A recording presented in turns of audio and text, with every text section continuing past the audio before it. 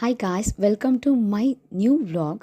ಇವತ್ತಿನ ಈ ವ್ಲಾಗಲ್ಲಿ ನಮ್ಮ ಚರ್ಚಲ್ಲಿ ಮಕ್ಕಳಿಗೆ ಫಸ್ಟ್ ಟೈಮ್ ಹೋಲಿ ಕಮ್ಯುನಿಯನ್ ನಡೀತಾ ಇದೆ. ಇದನ್ನು ಧರ್ಮಾಧ್ಯಕ್ಷರು ಬಂದು ಅವ್ರಿಗೆ ನೀಡ್ತಾರೆ. ಸೊ ಇದು ಹೋಲಿ ಕಮ್ಯುನಿಯನ್ ಅಂತ ನಿಮಗೆ ಹೆಸರಲ್ಲೇ ಗೊತ್ತಾಗುತ್ತೆ. ದೇವರಲ್ಲಿ ಒಂದಾಗುವಿಕೆ, ಒಟ್ಟುಗೂಡುವಿಕೆ ಅಂತ ಅರ್ಥ. ಈ ಸಂಸ್ಕಾರ ಅಥವಾ ಸ್ಯಾಕ್ರಿಮೆಂಟನ್ನು ನಾವು ಯೇಸುವಿನ ಅಂತಿಮ ಭೋಜನದ ಸಂಕೇತವಾಗಿ ಆಚರಿಸ್ತೀವಿ. ಈ ಸಂಸ್ಕಾರ ಮೊದಲನೇ ಸಲ ಯಾರು ಸ್ವೀಕರಿಸ್ತಾರೋ ಯೇಸುವಿನ ದೇಹ ಹಾಗೂ ರಕ್ತನ ನಮ್ಮ ಆತ್ಮಕ್ಕೆ ಬರಮಾಡಿಕೊಳ್ಳುವುದಾಗಿ ಸೂಚನೆ ತೋರಿಸ್ತದೆ. ಯೇಸುವಿನ ಜೊತೆಯಾಗಿ ಇನ್ನು ಮುಂದೆ ನಾವು ಕ್ರೈಸ್ತ ಜೀವನ ನಡೆಸ್ಕೊಂಡು ಹೋಗ್ತೀವಿ. ಹಾಗಾಗಿ ಈ ಸಂಭ್ರಮನ, ಈ ಸೆಲೆಬ್ರೇಷನ್ನ ನಾವು ತುಂಬಾ ಗ್ರ್ಯಾಂಡಾಗಿ ಸೆಲೆಬ್ರೇಟ್ ಮಾಡ್ತೀವಿ. ಇಲ್ಲಿ ನಮ್ಮ ರಿಲೇಟಿವ್ಸಲ್ಲಿ ಮಕ್ಕಳು ಕೂಡ ಕಮ್ಯುನಿಯನ್ ತಗೋತಾ ಇದ್ದಾರೆ. ಇದಕ್ಕಾಗಿ ಅವರು ಪ್ರೇಯರ್ಸ್ ಎಲ್ಲ ಕಲಿಬೇಕಾಗುತ್ತೆ. ಯೇಸುವಿನ ಆಗಮನಕ್ಕಾಗಿ ನಾವು ಪ್ರಿಪೇರ್ ಆಗಬೇಕಾಗುತ್ತೆ ಕೂಡ. ಈ ಪವಿತ್ರ ಬಲಿಪೂಜೆಯಲ್ಲಿ ರೊಟ್ಟಿ ಹಾಗೂ ದ್ರಾಕ್ಷರಸದ ರೂಪದಲ್ಲಿ ಯೇಸು ನಮ್ಮೊಟ್ಟಿಗೆ ಸೇರ್ತಾರೆ. ಇದು ಎಲ್ಲ ಕಥೋಲಿಕ ಕ್ರೈಸ್ತರು ಮಾಡುವ ವಿಧಾನ ಅಥವಾ ಆಚರಣೆ ಅಂತಲೇ ಹೇಳ್ಬೋದು.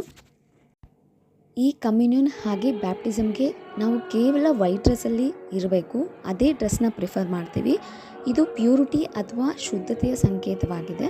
ಅದೇ ಕಾರಣಕ್ಕೆ ನಾವು ಬೇಬೀಸ್ಗೆ ಕೂಡ ವೈಟ್ ಫ್ರಾಕ್ನ ಹಾಕ್ತೀವಿ. ಯಾವಾಗ ಅಂದರೆ ಬ್ಯಾಪ್ಟಿಸಮ್ ಇರಬೇಕಾದ್ರೆ. ಈ ಸ್ಯಾಕ್ರಿಮೆಂಟ್ಸ್ನ ನಾವು ಸ್ವೀಕರಿಸಬೇಕಾದ್ರೆ ನಾವು ಶುದ್ಧ ರೂಪದಲ್ಲಿರಬೇಕು ಅನ್ನೋ ಕಾರಣಕ್ಕೆ.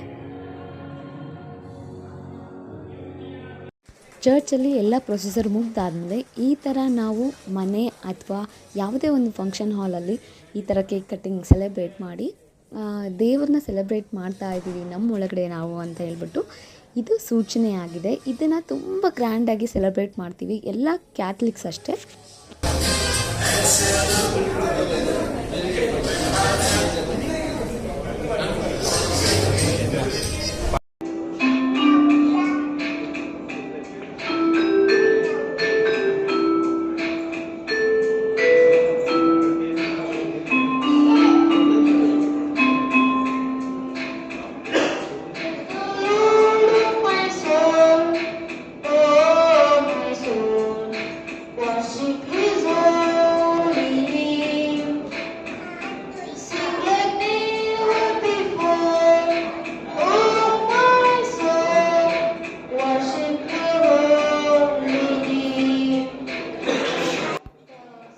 ಇಲ್ಲಿ ಶಾರ್ವಿನ್ ಮ್ಯೂಸಿಕ್ ಪ್ಲೇ ಮಾಡ್ತಾ ಇದ್ದಾನೆ. ಆಲ್ರೆಡಿ ಮ್ಯೂಸಿಕ್ ಕಲೀಲಿಕ್ಕೆ ಸ್ಟಾರ್ಟ್ ಮಾಡಿ ಒಂದು 6 ಮಂತ್ಸ್ ಆಗಿರ್ಬೋದು.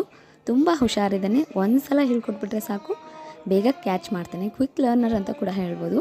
ನಮ್ಮ ಹುಡುಗರು ಇದೇ ಥರ ಎಲ್ಲದರಲ್ಲೂ ಪಾರ್ಟಿಸಿಪೇಟ್ ಮಾಡಿ ಎಲ್ಲ ಆ್ಯಕ್ಟಿವಿಟೀಸಲ್ಲೂ ಮುಂದೆ ಹೋಗಿ ಒಳ್ಳೆಯದಾಗಿ ಜೀವನ ರೂಪಿಸ್ಕೊಳ್ಳಿ ಅಂತ ನಾನು ಹಾರೈಸ್ತೀನಿ. Once again congratulations to the cute and nicest boy Sharvin Fernandes.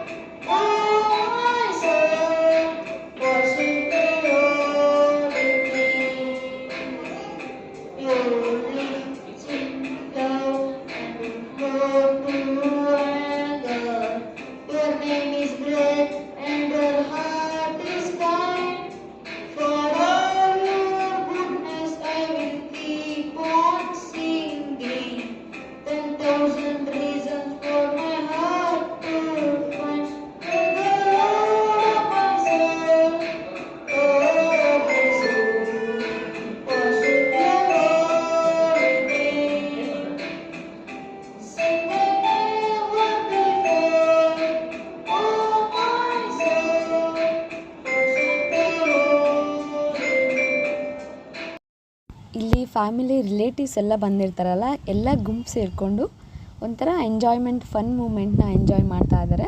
ಇದು ಎಲ್ಲ ಆಫ್ಟರ್ ಲಂಚ್ ಏನಾಗಿರುತ್ತೆ. ಲಂಚ್ ಕೂಡ ಚೆನ್ನಾಗಿ ಮಾಡಿಸಿದ್ರು. ಮೆನು ಅಂತ ತುಂಬ ಚೆನ್ನಾಗಿತ್ತು. ಭಾಳ ವೆರೈಟೀಸ್ ಇತ್ತು. ವೆಜ್ ಬೇಕಂದ್ರೆ ವೆಜ್ಜು ಇತ್ತು, ನಾನ್ ವೆಜ್ಜು ಇತ್ತು, ಹಾಗೆ ಡೆಸರ್ಟ್ಸ್ ಇತ್ತು, ಐಸ್ ಕ್ರೀಮ್ಸ್ ಇತ್ತು. ಎಲ್ಲ ಚೆನ್ನಾಗಿ ಮಾಡಿಸಿದ್ರು. ತುಂಬಾ ಖುಷಿ ಅನ್ನಿಸ್ತು ಆ ಫುಡ್ ಮೆನು ಎಲ್ಲ ನೋಡಿ.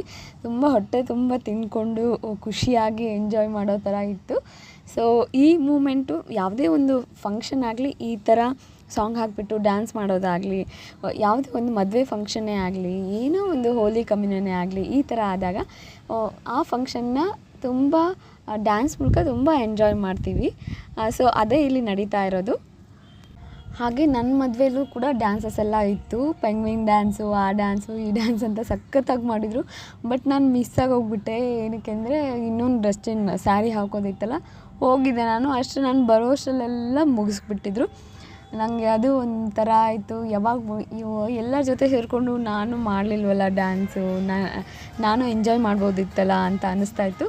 ಇಲ್ಲಿ ಮಾಡ್ತಿದ್ದಾರೆ ನೋಡಿ, ಈ ಡ್ಯಾನ್ಸೇ ನಾನು ಹೇಳಿದ್ದು ಪೆಂಗ್ವಿನ್ ಡ್ಯಾನ್ಸ್ ಅಂತ ಹೇಳ್ಬಿಟ್ಟು. ಇದೆಲ್ಲ ಸೇರಿಕೊಂಡು ಮಾಡ್ತಾರೆ. ಇದು ತುಂಬಾ ಇಷ್ಟ ನಂಗೆ ಮಾಡಲಿಕ್ಕೆ, ಬಟ್ ಮಾಡಲಿಲ್ಲ. ಈ ಡ್ಯಾನ್ಸನ್ನು ನಾನು ಈ ಸಲ ಫೀಸ್ಟ್, ನಮ್ಮ ಚರ್ಚ್ ಫೀಸ್ಟ್ ಏನಿದೆ ಆ ಫೀಸ್ಟಲ್ಲಿ ಮಾಡಿ ಸ್ವಲ್ಪ ಸಮಾಧಾನ ಮಾಡಿಕೊಂಡೆ. ಏನಕ್ಕೆ ಅಂದರೆ ಅದು ಒಂದು ಇತ್ತು ನನಗೆ, ಪೆಂಗ್ವಿನ್ ಡ್ಯಾನ್ಸ್ ಮಾಡಬೇಕು ಅಂತ. ಸೊ ಇದು ಆ ಡ್ಯಾನ್ಸ್. ಅವ್ರ ಕಡೆ ಎಲ್ಲ ಇದು ಮೋಸ್ಟ್ ಕಾಮನ್ ಆಗಿ ಮಾಡ್ತಾರೆ. ಸೊ ಇದು ಈವ್ನಿಂಗೆ ನಾವು ಇನ್ನೊಂದು ಅಣ್ಣನ ಮಗನ ಶಾನ್ ಬರ್ಡೇಗೆ, ಶಾನ್ದು ಹೋಲಿ ಕಮ್ಯುನಿಯನ್ಗೆ ನೈಟ್ ಮಾಡಿದ್ರು ಅವ್ರು ಅರೇಂಜು. ಅರೌಂಡ್ 8:30 ಇತ್ತು. ಬಟ್ ಭಾಳಷ್ಟು ಜನ ಬರೋದ್ರಿಂದ ಸ್ವಲ್ಪ ವೆಯ್ಟ್ ಮಾಡಿ ಲೇಟಾಗಿ ಸ್ಟಾರ್ಟ್ ಮಾಡಿದರು. ಇಲ್ಲೂ ಕೂಡ ಅಷ್ಟೇ ತುಂಬಾ ಗ್ರ್ಯಾಂಡಾಗಿ ಸೆಲೆಬ್ರೇಷನ್ ಅನ್ನೋದು ಇತ್ತು. ಫಸ್ಟ್ ಕೇಕ್ ಕಟ್ಟಿಂಗ್ ಅನ್ನೋದು ನಡೆಸಿದರು. ಅದಾದಮೇಲೆ ಗೆಸ್ಟ್ ಯಾರ್ಯಾರು ಬಂದಿರ್ತಾರೆ ಎಲ್ಲ ಗಿಫ್ಟ್ಸ್ ತೊಗೊಂಡು ಬಂದಿರ್ತಾರಲ್ಲ ಅವ್ರ ಜೊತೆ ಫೋಟೋ ಸೆಷನ್ ಅನ್ನೋದು ನಡೀತು. ಅದಾದಮೇಲೆ ಎಲ್ಲ ಗೇಮ್ಸ್ ಅನ್ನೋದು ಸ್ವಲ್ಪ ಅರೇಂಜ್ ಮಾಡಿದರು. ಸ್ವಲ್ಪನೇ ಅಂದರೆ ಸ್ವಲ್ಪ ಜಾಸ್ತಿ ಟೈಮ್ ಆಗಿಬಿಡುತ್ತೆ ಅಂತ ಹೇಳ್ಬಿಟ್ಟು ಸ್ವಲ್ಪ ಕ್ವಿಕ್ಕಾಗಿ ಯಾವ್ದ್ಯಾವ್ದು ಗೇಮ್ಸ್ ಆಗುತ್ತೆ ಅದನ್ನೇ ಪ್ರಿಫರ್ ಮಾಡಿ ಆಡಿಸಿದ್ರು. ತುಂಬ ಫನ್ನಿ ಆಗಿತ್ತು, ತುಂಬ ಎಂಜಾಯ್ ಮಾಡಿದ್ವಿ. ಅದು ನೈಟ್ಗಂತೂ ಸೂಪರ್ಬಾಗಿ ಕಾಣಿಸುತ್ತೆ. ಹಾಗೆ ಕಪಲ್ ಗೇಮ್ ಅಂತಲೂ ಇತ್ತು, ಹಾಗೆ ಮೈಂಡ್ ಗೇಮ್ ಅಂತಲೂ ಇತ್ತು. ಆಮೇಲೆ ಕ್ರಿಕೆಟ್ ಬಗ್ಗೆನೂ ಗೇಮ್ಸ್ ಅಂತ ಅರೇಂಜ್ ಮಾಡಿದರು. ಬಟ್ ಚೆನ್ನಾಗಿ ಮಾಡಿದರು. ಇದೆಲ್ಲ ಪ್ರಿಪೇರ್ ಮಾಡಿ ಮಾಡಬೇಕಾಗುತ್ತೆ. ಅಂದರೆ ಸಡನ್ನಾಗಿ ಮಾಡ್ತೀವಿ ಅಂದರೆ ಅದಾಗಲ್ಲ. ಇವರು ಕೂಡ ಹಾಗೇ ಬಿಫೋರು ಪ್ಲ್ಯಾನ್ ಮಾಡಿ ಎಲ್ಲ ಗಿಫ್ಟ್ಸು, ಹಾಗೆ ಗೇಮ್ಸಲ್ಲಿ ಯಾರ್ಯಾರು ವಿನ್ ಆಗ್ತಾರೆ ಅವ್ರಿಗೆ ಗಿಫ್ಟ್ಸ್ ಅಂತೇಳಿ ಚಿಕ್ಕ ಗಿಫ್ಟ್ಸು, ದೊಡ್ಡದೇನಲ್ಲ, ಚಿಕ್ಕ ಗಿಫ್ಟ್ಸೇ ಪ್ಯಾಕ್ ಮಾಡಿ ಈ ಥರ ಡಿಸ್ಟ್ರಿಬ್ಯೂಟ್ ಮಾಡೋದು. ಈ ಥರ ಎಲ್ಲ ಮಾಡಿದಾಗ ಚೆನ್ನಾಗಿ ಆ್ಯಕ್ಟಿವಿಟಿ ಚೆನ್ನಾಗಿ ಅನಿಸುತ್ತೆ, ಬಂದು ಚೆನ್ನಾಗಿ ಎಂಜಾಯ್ ಮಾಡ್ತಾರೆ. ಸೊ ಗಾಯ್ಸ್, ಇದು ಇವತ್ತಿನ ವ್ಲಾಗ್. ಐ ಹೋಪ್ ಈ ವ್ಲಾಗ್ ನಿಮಗೆಲ್ಲ ಇಷ್ಟ ಆಗಿದೆ ಅನ್ಕೋತೀನಿ. ಇಷ್ಟ ಆಗಿದ್ರೆ ಪ್ಲೀಸ್ ಲೈಕ್ ಮಾಡಿ. ಹಾಗೆ